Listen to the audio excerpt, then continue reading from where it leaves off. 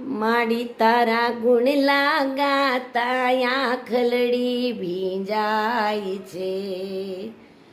અંતરની વેદના કોઈને કહેવાય ના. માડી રે આ ગુણલા તમારા ગાતા મારી આંખલડી ભીંજાય. અંતરની વેદના કોઈને નો કહેવાય. જન્મો જન્મનો જીવ દુખિયાળો કોણ બતાવે કિનારો. ત્યારે કોનો લેવો સહારો.